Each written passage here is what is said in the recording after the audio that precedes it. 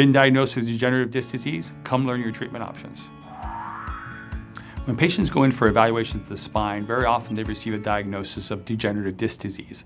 Degenerative disc disease is a very common diagnosis after an MRI or even after an X-ray, and a lot of times patients are they're confused about what that actually means, and they feel like degenerative disc disease is actually a disease they actually caught or acquired. What you're going to find out is that it's very different than actually something you consider like heart disease. When we look at the basic structure of the spine, we definitely understand that the spine is 24 vertebrae, and they're normally rectangular in shape, and they're stacked upon each other. And in between every one of these bones or these vertebrae, there's something called an intervertebral disc. And these discs sit adjacent between every set of vertebrae, and they act like a spacer. And these intervertebral discs, what they do is they combine all the forces to actually facilitate flexibility in the spine. That's the number one thing, is that discs allow your spine to move well and be very stable, but at the same time very flexible. They also help facilitate the natural structure of the spine, meaning allowing the spine to be straight and also to maintain its normal curvatures from the side of the spine, meaning your cervical lordosis, your thoracic kyphosis, and your lumbar lordosis. They provide cushioning for friction and compression, like shock absorbers, and they really prevent your spine from degenerating because they help maintain the normal alignment. As these discs maintain its normal shock absorbing ability, they allow for the spine to actually move and function properly. And these discs are actually made of very specific layers. They have a lot of water, they have layers of collagen, then they have proteoglycans, but most importantly, they have a very durable, tough outer layer called your annulus, and in the center, they have something called the nucleus. And then in between those two things, there's a soft gel-like interior, which allows the disc to move and function properly. What happens when there's degenerative disc disease is that this degeneration occurs slowly over time. And this degeneration normally occurs as a result of alignment. It's not necessarily a disease that you caught that's affecting all the discs of the spine. It's when the spine shifts out of alignment, puts abnormal weight bearing on one single disc. This abnormal weight bearing causes the spine to degenerate, or that disc to degenerate faster than it's supposed to. It's just like an aligned car. If a car was not aligned properly, you would see one tire degenerating faster than the other three. You wouldn't say that tire has a disease. You would say that the car is out of alignment and therefore it needs to be realigned to stop the degeneration from occurring. This is exactly the same thing that's true when it comes to degenerative disc disease. It's not truly a disease. It's more like the spine that area is deteriorating because of the abnormal alignment. The symptoms most common is back pain or neck pain or wherever the disc degeneration is actually occurring.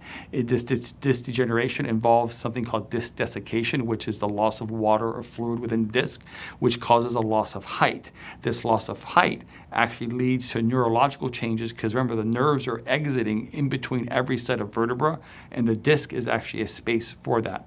This disc desiccation means that it's actually losing its fluid, and the fluid causes the disc to get thinner, lose its mobility, and it causes the disc to deteriorate faster, and this is normally directly related to the position of the spine itself.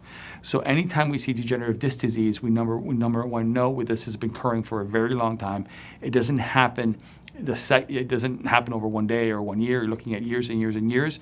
And normally you don't feel pain when it starts to happen. You feel the pain or the discomfort or the lack of motion occurs after it's been developing or deteriorating for many, many years, not just 1 or 2 days.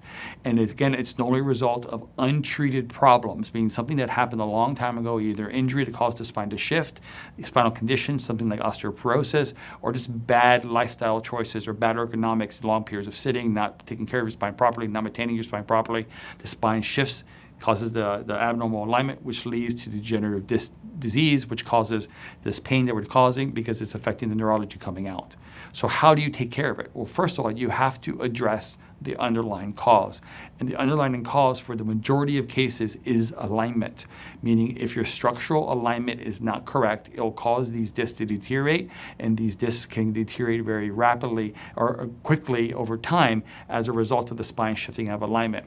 Now, not only can alignment affect it, but there's also one other factor which I want to mention. It's also something that we call laxity, meaning that during injury, we can lax some of the ligaments, or as the spine deteriorates and the disc becomes smaller, the ligaments between the vertebra become slightly lax because there's less space, and now there's too much motion in that area, which causes it to degenerate, just like if it was misaligned. These are the number one causes, so you have to address these causes to stop the spine from deteriorating or deteriorating any further. So specific type of chiropractic care, therapy, exercises, rehabilitation, tractions, things that help realign the spine back into the normal alignment are the best way to help treat these things, because they're actually addressing the cause. Just treating what you're feeling as a result of your degenerative disc, like stiffness or pain or neurological pain, will help you with what you feel, but they're not actually helping address the cause of the problem. If you're not addressing the cause of the problem, unfortunately, your disc and your spine will continue to deteriorate over time. So we definitely recommend is that you want to preserve your spinal function through positive lifestyle choices, making sure that you have proper ergonomics while you're sitting and while you're standing and while you're working. If you have any previous injuries, recommend your spine being evaluated to see if you have any degenerative disc. You can't always go by pain. Sometimes the only way you know is with an X-ray or with an MRI. Here at Scoliosis Reduction Center, we definitely offer proactive treatment options to prevent spinal discs from occurring. And number one, if you have spinal disc degeneration already occurring, to help restore some normal alignment so the process stops and doesn't continue to degenerate over time. Thanks for watching. I hope you found this information helpful. If you'd like to hear about other topics and information on scoliosis, type in the comments below and let us know. And finally, subscribe and hit the bell icon to be notified of when we publish content. Thanks.